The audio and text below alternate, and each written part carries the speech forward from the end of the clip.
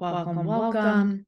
We'll go ahead and get started, and we will let people trickle in as they come. Welcome to Torah as a light, wisdom through darkness. I'm Faith Leaner. I'm based here in Brooklyn, and I'm our Chief Innovation Officer. Today, we will have the privilege of learning with Rabba, Shani. We'll be exploring what does it mean to show up for our family and friends and colleagues in Israel when we're so far away. Before we begin learning together, a quick update from Jerusalem. You might notice, sorry about that, when all your technology is linked, this is what happens. You might be noticing these beautiful images coming across the screen. Today, the student body at Pardesniks in Jerusalem organized completely on their own an Israeli brunch catered and served all by students for the faculty and staff in Jerusalem. This beautiful display of Hakarat Hatov was initiated by students in order to recognize the dedication and support showed to them by staff and faculty over the past several weeks. A student offered heartfelt words thanking the team for making the students feel safe and cared for and inspired to find meaning and continuing their learning. Each staff and faculty member received a personalized card anonymously from one student. And I think this just really, it's such a beautiful effort. Thank you, Monica, for sharing those images. I think this really speaks to the heart of the culture and the Beit Midrash in Jerusalem, and that despite everything going on, the students really wanted to show their gratitude to their teachers. And so we wanted to share that with you today. We now are going to move on and just quickly dedicate our learning in this whole series, which will be ending on Thursday, to the loved ones of the Pardes family who've been called up into service in Israel, and in the hopes of the release still of Hirsch. Monica is going to post a link in the chat to see the full list of these names, and we invite you now, as always, to share the names of any of your family, friends, colleagues that you'd like to dedicate your learning to today. So we'll just have 30 minutes of silence, set an intention for your learning, offer a name to dedicate your learning to, and then Shani will begin learning with us today. Thanks so much for being here.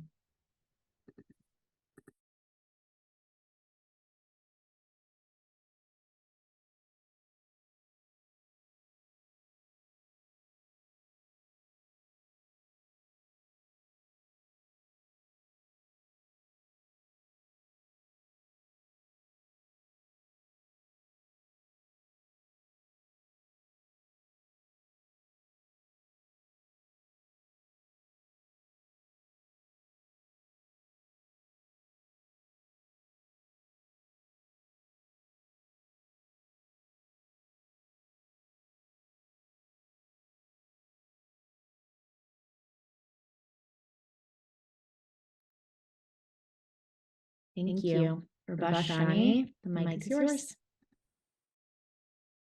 Hi, everybody. It's so lovely to see you. This for me is a Monday morning. I've been thinking a lot about what does it mean, as many of us have, about what does it mean to be with Israel in this moment? What does it mean to be with the people of Israel, with our brothers and sisters in Israel, and honestly with the Jewish community in North America and all over the world? How do we show up? Is there a right way to show up? What is possible when we are so far away? What feels hard about doing so?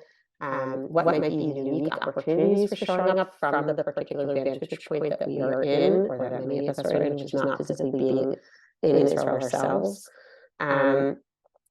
And I want to name that this is really a live question, and I feel very fortunate that I get the opportunity to learn with you. I'm hoping that there's wisdom that I'm going to gain at the end of this shiur, because in putting together these sources, I'm still struggling, and I think many of us are this many days in to this war. How do we show up? I think it's still a life question. I think there isn't necessarily one right answer. And we're going to see some sources that make some suggestions, some of which I hope resonate, and some of which might leave more questions open. So I'm excited to enter into this conversation with you. And what we're going to do is we're going to look at a source sheet together. I'll share my screen. Monica is sharing separately in the chat the source sheet. And we're going to look at some sources that particularly focus on what does it mean to immerse ourselves in community in this moment. Okay, let me share my screen. Okay. Just make this a little bigger. There we go. I'm wondering if I can get a fearless reader who would be willing to read for us in English and who won't be afraid of being interrupted by me at the end of every paragraph or so. If you'd like to volunteer, please use the hand raise feature, and one of us will unmute you.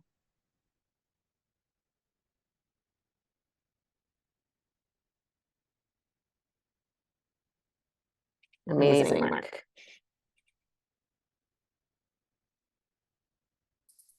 Okay. Hi, everybody. The sages taught when the people of Israel are immersed in distress, and one of them separates himself from the community, the two ministering angels who accompany a person come and place their hands on his head and say, "This man so-and-so, who has separated himself from the community, will not see the consolation of the community." Okay, pause. So first of all, just to ground us in this text for a minute, we're in Tractate Tanit of the Babylonian Talmud. This is a tractate that really focuses on praying for rain and communal fasting as a mechanism for that. And in this particular section of our text, there's really a conversation about what is appropriate behavior during times of communal suffering, which is where we're diving into in this text. And so we're told that when the people of Israel are in distress, if one separates themselves, these two ministering angels come, and the commentaries are sort of wondering, well, what exactly are these ministering angels? And they speak about maybe it's there's sort of there's an angel of good, of Tov, and an angel of Ra, who sort of guide our thinking, and they put their hands and say, this person who separates themselves from the community will not see the consolation of the community. I'm curious, how do you understand this phrase?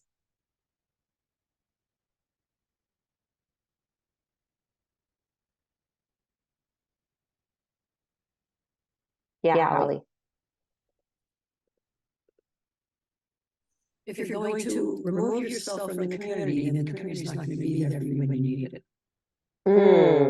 Okay, so beautiful. So actually, it's interesting, Holly, you're saying that if you remove yourself, then when you need the community, it will not be there for you. Anyone understand it differently or similarly, Holly?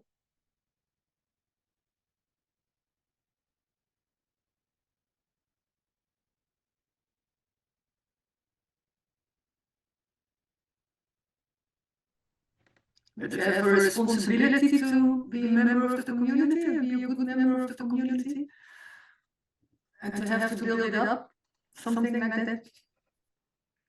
So there seems like certainly there's implication that you are responsible for this community, you're responsible for being in this community, and sort of woe to you that chooses to separate yourself. Is there a sense of what does it mean to separate yourself from the community?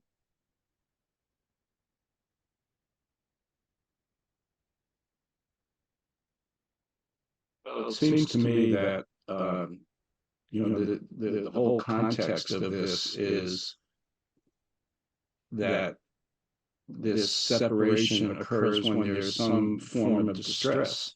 So the question becomes, if you're not distressed, what would happen if you separated yourself from the community? Are the conditions different when there's distress and when there isn't?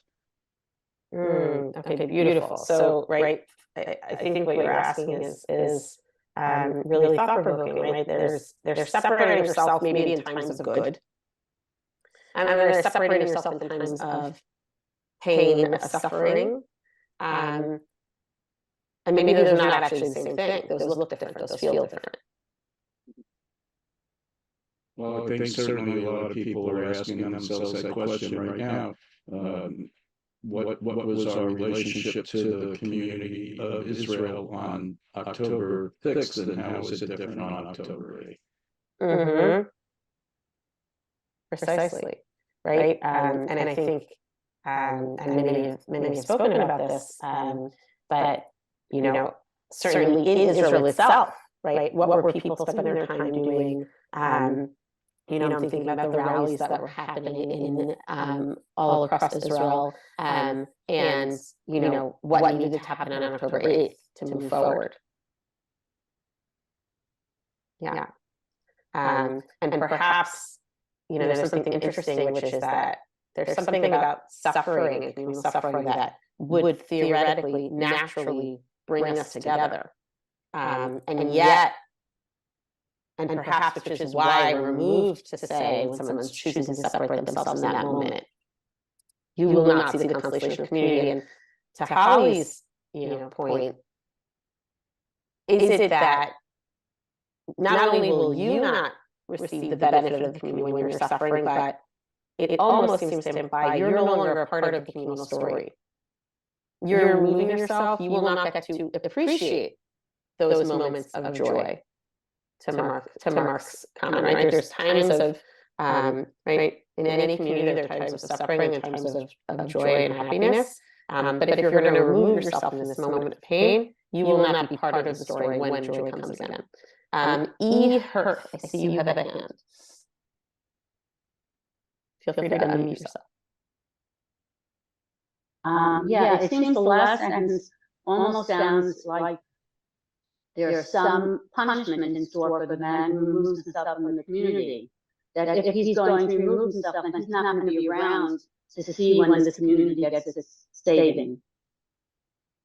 Okay, beautiful. So there's something almost even more visceral, right? Maybe it's, is it that when you're suffering, the community won't be with you? Is it that you won't be part of the communal story? Or is it that you won't be around? Literally, physically. It reminds me a lot of in Megillah Esther and the conversation between Mordechai and Esther. Right? If you're not going to be willing to be the person to step up, don't think that your house isn't going to be affected, right? If you're not going to be with community in times of pain, you won't see any the resolution potentially for because of dire reasons. And Eher, what's your name? Just so I know what to call you. My first name is Evelyn. Evelyn. Okay, great. I just want to be able to reference back. Okay. All right. Let's go a little bit deeper into what exactly do you mean by separating ourselves, and what exactly do you mean by immersing ourselves in the distress of the community? Mark, our fearless reader, would you mind continuing? Not a problem. When the community is immersed in suffering, a person may not say, I will go to my home, and I will eat and drink, and peace be upon you, my soul. Rather, a person should be distressed together with the community. As we found with Moses, our teacher, that he was distressed together with the community, as it is stated during the war with Amalek. But Moses' hands were heavy, and they took a stone and put it under him, and he sat upon it. But didn't Moses have one pillow or one cushion to sit upon? Why was he forced to sit on a rock? Rather, Moses said as follows, since the Jewish people are immersed in suffering, I too will be with them in suffering, as much as I am able, although I am not participating in the fighting. And anyone who is distressed together with the community will merit seeing the consolation of the community.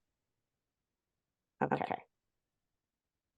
So we're told that when we're given really tangible examples of what does it look like to separate yourself from community, that might enhance that first part of this text.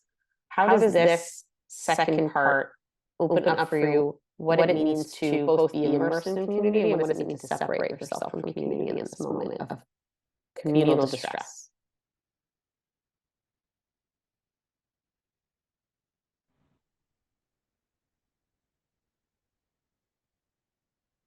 Daria.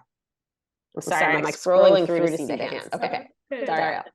It brings up for me other moments from Esther that the leaders in the story, Mordecai and Esther, don't refrain from the things they ask of the whole community when they're mourning and they're worried about the outcome.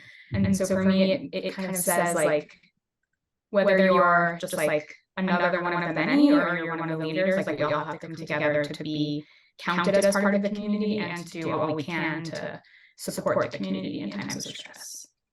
Beautiful. So we sort of start in the second paragraph with just the person, right? And we move to motion. It sort of seems to express the expansiveness of who needs to be a part of communal suffering. Gabrielle.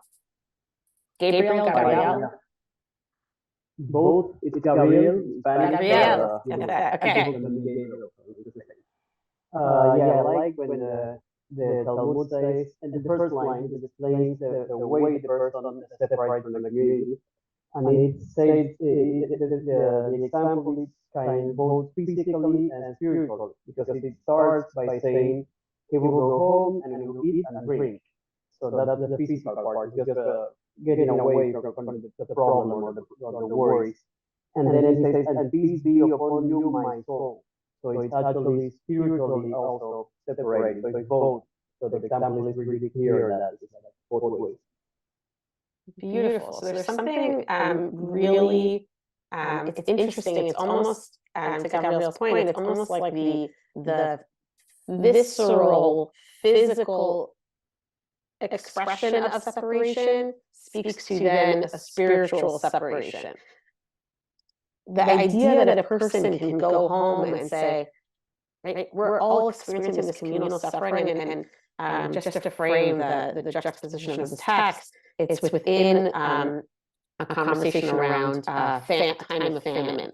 Right? And the idea that someone can go home and say, I'm going to eat and drink and just enjoy life. Right? And peace be upon you, my soul. There's something that feels really wrong, that you could just be able to go about your day and your life as normal. That you can go about even on such a micro level, right? We all have to eat and drink to survive, and yet it seems to imply that even that very small act needs to be done in a way that continues to connect to a larger suffering that is happening within the community. I'm curious about your thoughts or reactions to that. Does that resonate with you? Well, I think the way it resonates with me, looking very in what's going on right now with anti-Semitism, is all of a sudden there are lots of Jews out there who say, "Who, me? You know, I never experienced this before. I just, go home, went about my business. But now people are being confronted with it in so many places that they better think about seeking the consolation of the community." Mm-hmm. So tell me if I understand you, Mark. I think what you're saying is that there were people who perhaps before October 7th didn't necessarily feel a part of the community in this way, that now after October 7th they're sort of pushed to feel. Is that right? Yeah, well, and even more so in the way people who never experienced or said they never experienced anti-Semitism are seeing it seep into their lives. There are examples every single day. And unfortunately, they're growing. So a Jewish person is going to have to start to ask themselves, well, where can I find the consolation that I need to be able to deal with this? That's right. That's right. So maybe, whereas in the past, maybe I could have gotten away with saying, okay, that's happening over there, but I'm living my life over here and it doesn't really connect. We're living in a moment where it feels like there is no closing a door and hiding from this thing. Right? There is no I'm disengaging because it feels so alive for so many of us, no matter where we are in the world. I want to zoom in on this example that they give about Moses, about Moshe. Right, the example that we're given for how to conduct ourselves during communal suffering is Moshe, and the proof text is the moment where the people of Israel are fighting against the nation of Amalek.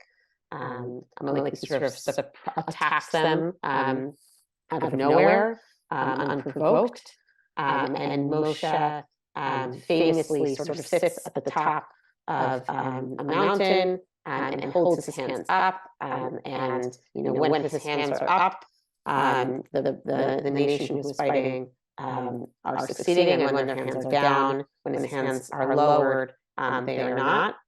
And in this moment, we're told that Moshe's hands were heavy, and so they, Hur and Aaron, who are the two designated folks helping him with his hands, find a stone for him to sit on, and he sits upon it, and then they hold his hands up. And we're told, well, doesn't Moshe have a pillow? Right? Like it's sort of a funny image. Right? Really, he couldn't find a chair to sit on or something softer. They put him on a rock, and so they read into this that this was intentional. It wasn't just Moshe was on a mountain and the only thing there was a rock, but rather Moshe Dafka specifically chooses to sit on a rock in order to immerse himself in this communal suffering. And I want to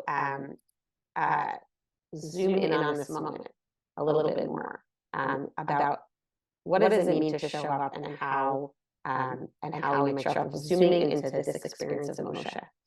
I'm going to read, for the sake of time, source 2, which is Rashi, one of our most renowned commentaries, Rabba Shani from France from the 11th century, who writes, why were Moshe's hands heavy, that he was forced to need to sit down and move? Why did they feel heavy?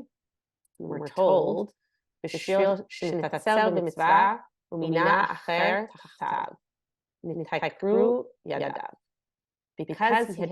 himself remiss in the duty that was his, of himself fighting against Amalek, and appointed another in his stead, that his hands became heavy. So, on the one hand, well, and I want to couple that with this next text. On the one hand, we have Moshe, who's perhaps it feels intuitive that Moshe would not have fought himself, but it seems like, according to Rashi, that's not the case, and that Moshe physically has a feeling that he should have been fighting, and his hands grow weak as a result of that. And at the same time, we have this very famous source that says, what exactly did Moshe serve by standing at the top of this mountain? And this is a Mishnah from Tractate Rosh Hashanah, from the Babylonian Talmud 29a, and we're told, it came to pass when Moses held up his hands, that Israel prevailed, and when he let down his hands, Amalek prevailed. It may be asked, did the hands of Moses make war when he raised them up, or break war when he lowered them? How do we understand that when Moshe's hands went up, that the people suddenly did well? Is there something really special about Moshe's hands? And then instead we're told, rather, the verse comes to tell you that as long as the Jewish people turned their eyes upward and directed their hearts to their Father in heaven, they prevailed, but if not, they fell. And I think there's something so interesting when you compare these two texts about this cycle of need. There's this feeling that Moshe's hands didn't actually themselves affect the war, but it's the sight of them that can affect this war. It's the ability for those below who are a hand's breadth from the suffering to see those hold their hands with them and be with them and choosing to sit on a rock and not forget them. And at the same time, this sort of physical consciousness that Moshe has to be connected, to understand that there's someone who's physically taking his spot, that connects this sort of really tangible cycle of need and support. Evelyn, I see your hand. Yeah, this all talks about communal need and some sort of a tragedy that has occurred or something that warrants the community, that the whole community is suffering. But I would like to think that if this same community and an individual within the community would concentrate on communal suffering, not at a time when there is some outside force creating that suffering, but it's just there's always people suffering within the community. And if we were open to that on a constant basis, then this whole thing would be superfluous. The person that is willing to come to be part of the community and help another fellow in the community who's not as fortunate as him is also the one that will be responsible and responsive to the community within its greater suffering. Beautiful. I would hope so. I almost feel like I'm hearing an angel speak, right? With the hand on my shoulder saying, if you only just remembered, the individual suffering, it might help you naturally connect to the larger community. I just want to acknowledge the time. I think that something that I'm finding challenging is I'm not Moshe. Right? My hands are not doing much for anybody. And at the same time, it has me question, what does it mean? There's something very public about this example of support. And what are the ways that I am publicly showing up for community, but also going back to original text, what are the ways in which my daily life I am changing perhaps the way, even something small, maybe I'm not eating the same way, maybe I'm not drinking the same way, I'm certainly not spending time on my phone in the same way, right? I'm constantly, certainly when we were in the middle of hostage, right when we were in the middle of hostage negotiations, how many of us were sort of refreshing our screens constantly? And so something that I'm thinking about is, number one, how are we sort of viscerally experiencing this when we're so far away, so that it feels real and present? And then the other thing I'm thinking a lot about is actually not Moshe's hands, but I'm thinking about Hur and Aaron, the two folks who were sort of designated to hold up Moshe's hands. I think there's a acknowledgement that there are those on the ground who, of course, need our support. There are those leaders who are coming to show support, and then there are maybe some of us who neither of those roles fit perfectly. But maybe our support looks a little bit different, looks a little bit, less grandiose, but is still felt in an invisible way. And okay, so with that, I'm going to stop sharing my screen. And I see that there was some notes in the chat. I'll try to read through them. And lovely to learn with all of you. Thank you so much, Rabba Shani. Thank you for a beautiful shiur. Addressing what's on a lot of our minds right these days. So I have two more learning opportunities to share with you. We will be back on Thursday at this same time with our very own Michael Hatton.